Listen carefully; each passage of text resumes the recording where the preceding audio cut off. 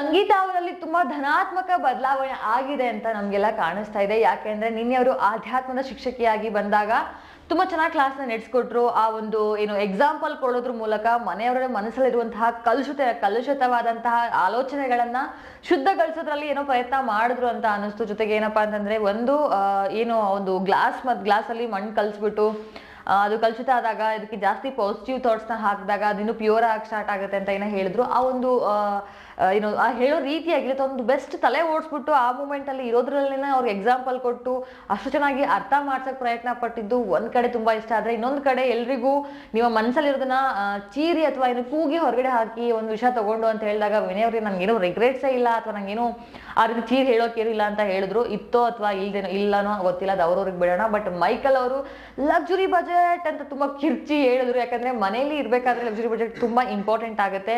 But ತುಂಬಾ ಸಲ ಅದನ್ನ ಮಿಸ್ ಆಗ್ತಾ ಇರೋ ಕಾರಣ ಅವ್ರಿಗೆ ಮನಸ್ಸಿಗೆ ಅದು ತುಂಬಾ ಘಾಸಿ ಆಗಿತ್ತು ಅಂತ ಕಾಣುತ್ತೆ.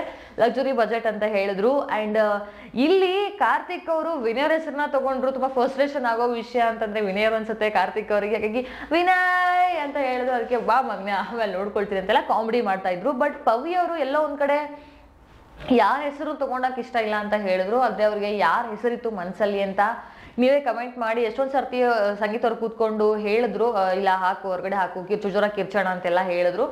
ಆಮೇಲೆ ಫೈನಲಿ ಒಪ್ಪಿ ಪವಿ ಅವರು ಮತ್ತೆ ಸಂಗೀತ ಅವ್ರು ಜೋರಾಗಿ ಕಿರ್ಚಿ ಅವ್ರ ಮನಸ್ಸಲ್ಲಿರುವಂತಹ ಭಾರವನ್ನ ಹೊರಗಡೆ ಹಾಕಿದ್ರು. ಜೊತೆಗೆ ಇನ್ನೊಂದೇನಪ್ಪಾ ಅಂತಂದ್ರೆ ವಿನಯ್ ಯಾವುದೇ ರೀತಿಯ ಫ್ರಸ್ಟ್ರೇಷನ್ ಹೊರಗಡೆ ಹಾಕ್ಲಿಲ್ಲ.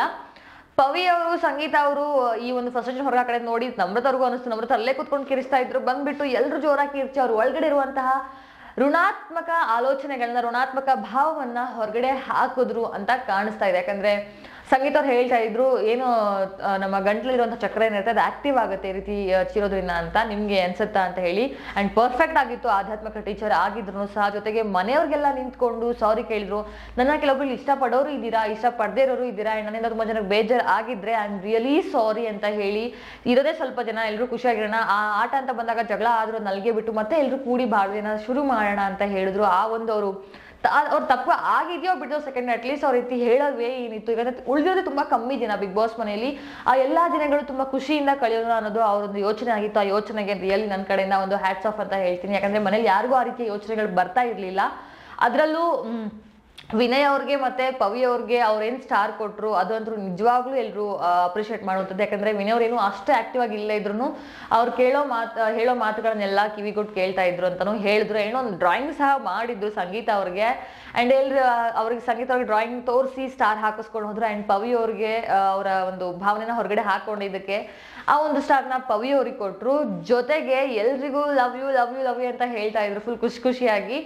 ಅದು ಇನ್ನೊಂದು ರೀತಿ ಖುಷಿ ಕೊಡುವಂತಹ ವಿಚಾರ. ಯಾಕಂದ್ರೆ ಮನೆಯಲ್ಲಿ ಎಲ್ರ ಜೊತೆ ಅವ್ರದ್ದು ಸ್ವಲ್ಪ ಜಗಳಗಳಾಗ್ತಾ ಇದ್ದಾಗ, ಮನಸ್ತಾಪಗಳಾಗ್ತಾ ಇದ್ದಾಗ ಎಲ್ರೂ ಹತ್ರನೂ ಆ ರೀತಿ ಹೋಗಿ ಕೇಳೋದು ತುಂಬಾ ಏನು ಬೇರೆ ಥರನೇ ಫೀಲ್ ಕೊಡುತ್ತೆ ಅವ್ರಿಗೂ ಅಂತ ಅನ್ಸುತ್ತೆ. ಅಂಡ್ ಎಲ್ಲರೂ ಒಂದು ಲಾಸ್ಟ್ ಆಗಿ ಗ್ರೂಪ್ ಹಗ್ ಸಹ ಮಾಡ್ಕೊಂಡ್ರು. ಆದ್ರೂ ಅವ್ರ ಮೇಲೆ ಕಂಪ್ಲೇಂಟ್ಸ್ ಬಂತು ಜಾಸ್ತಿ.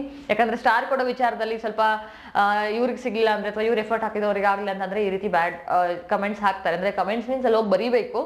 ಇವ್ರ ಕ್ಲಾಸಲ್ಲಿ ಏನಾದ್ರು ನಂಗೆ ಇದು ಇತ್ತು ಕಂಪ್ಲೇಂಟ್ಸ್ ಇತ್ತು ಅಂದ್ರೆ ಹೋಗಿ ಬೋರ್ಡ್ ಹತ್ರ ಬರಿಬೇಕು. ಸೊ ಇಲ್ಲಿ ಜಾಸ್ತಿ ಸ್ಟಾರ್ಸ್ ಹೊಡೆದು ವಿನಯ್, ಪವಿ ಅವರು ಮತ್ತೆ ಪ್ರತಾಪ್ ಅವರು. ಅಂಡ್ ಅದಲ್ದೇನೆ ಏನು ಹೇಳ್ತಾರೆ ಅಂತಂದ್ರೆ ಏನು ಕಾರ್ತಿಕ್ ಅವರು ಸಂಗೀತ ಅವ್ರಿಗೆ ಕೇಳ್ತಾರೆ ಕಾರ್ತಿಕ್ ಅವ್ರಿಗೆ ಹೇಗೆ ಅನಿಸ್ತು ಕ್ಲಾಸ್ ಅಂತ. ನೀವು ಫಸ್ಟ್ ಗ್ಲಾಸಲ್ಲಿ ಮಣ್ಣು ಹಾಕೋದೇನು ಕಲ್ಸಿ ಇದು ಮಾಡೋದೇನಿತ್ತು, ತುಂಬಾ ಇಂಟ್ರೆಸ್ಟಿಂಗ್ ಆಗಿತ್ತು. ಅಂಡ್ ನಂಗೆ ಅದು ಸ್ಟೋರಿ ಅದೆಲ್ಲ ಕೇಳಕ್ ಇಷ್ಟ ಇರಲಿಲ್ಲ ಅಂತೆಲ್ಲ ಹೇಳಿದ್ರು. ಸೊ ನಿಮ್ಗೇನು ಅನ್ಸುತ್ತೆ ಅಂತ ಕಮೆಂಟ್ ಮಾಡಿ ಸಂಗೀತ ಅವ್ರ ಕ್ಲಾಸ್ ಬಗ್ಗೆ ಅಂತ. ಅಂಡ್ ಈ ವಿಡಿಯೋದಲ್ಲಿ ಮುಗಿಸ್ತಾ ಇದ್ದೀನಿ. ಮುಂದಿನ ಅಪ್ಡೇಟ್ ಒಂದಿಗೆ ನಿಮ್ಮ ಮುಂದೆ ಬರ್ತೀನಿ. ಅಲ್ಲಿವರೆಗೂ stay safe and stay smile.